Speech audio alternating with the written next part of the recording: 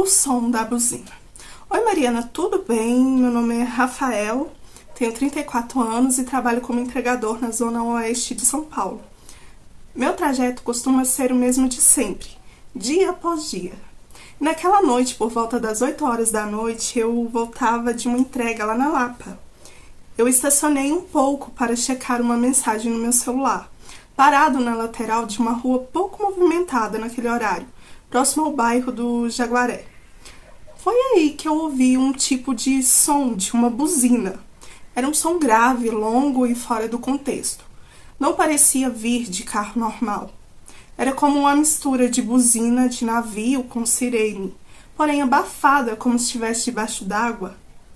O som ecoou pelas ruas dos prédios, me deixando arrepiado. Olhei em volta e não vi nada. Mas quando ergui os olhos para o retrovisor, vi algo que me gelou. A rua atrás de mim estava totalmente diferente, escura, distorcida. A luz dos postes piscava em um padrão irregular. E então eu vi eles. Eram 3 figuras que caminhavam no meio da rua, vindas lentamente em minha direção. Suas roupas eram parecidas com as de pessoas comuns.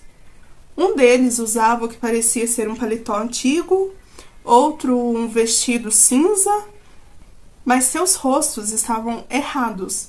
As peles eram azuladas, quase cinzentas, como hematomas antigos. Os olhos escuros como carvão derretido, sem brilhos, e pareciam-se maior e mais distante um dos outros.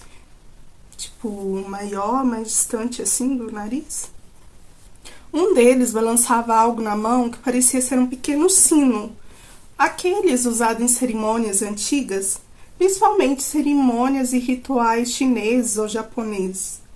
Tentei ligar o carro, mas ele não ligava, então eu abri a porta do carro e saí correndo. Gente, se vocês escutarem zoeira de criança correndo, gritando, agora, olha aqui, vai dar meia-noite. Falta 10 para meia-noite. Eu já deixo para gravar mais tarde, porque aí as pessoas estão mais calmas, né? Dormindo, talvez. Mas aqui tem um grande problema, né? Eu moro aqui no 2º andar e não sei por que os pais deixam as crianças brincando do lado de fora uma hora dessa. É um perigo. Então, se vocês ouvirem crianças gritando aí, é por causa disso. Mesmo sendo tarde, né? Os pais deixam elas aí largadas aí. Mas voltando aqui pro relato, então tentei ligar o carro, mas nada, ele não ligava. Então eu saí do carro e corri. Não sei porquê, mas meus pés me levaram para um beco ao lado de um armazém abandonado. E à medida que eu corria, o ambiente mudava. O som dos meus passos parecia abafado, o ar mais pesado. As paredes começaram a se estreitar e o chão a ondular. Era como se o próprio lugar não quisesse que eu saísse. E foi aí que eu vi ela. Uma mulher sentada nos degraus de uma porta de ferro enferrujada. Cabelos escuros, pele azulada como os dos outros, mas os olhos dela tinham uma certa emoção, ainda que bem escuros, mas com um brilho, mesmo que passava uma sensação de tristeza. Ela me olhou e me disse: você não deveria ter escutado a buzina. E agora eles sabem que você está aqui. Eles sabem que você ouviu. Eu, sem fôlego, só consegui perguntar para ela onde eu estava. E ela respondeu com voz firme: isso aqui é Sete Além. Um reflexo do mundo que você conhece. Um lugar onde os que escapam das suas realidades acabam ficando. Eu já fui como você. Eu era da sua dimensão. Eu fiquei em choque. Perguntei por que ela não voltava. Ela só desviou o olhar e disse: porque agora eu pertenço a isso. Mas você ainda pode sair. E eles estão vindo. Me escuta. Quando a buzina mudar ou parar o som, você corre. Antes que eu pudesse perguntar mais, o zumbido da buzina voltou mais alto e mais próximo, como se um caminhão estivesse se aproximando em velocidade. E assim que ela parou, A mulher me puxou pelo braço e me empurrou por uma porta enferrujada, aquela que estava atrás dela. Do outro lado era um corredor, mas as paredes pareciam ser líquidas, como se fosse água ou um gel. Havia símbolos desenhados com algo brilhante, como luz de vagalume. No fundo havia um portal oval, como se fosse um espelho quebrado, que virava.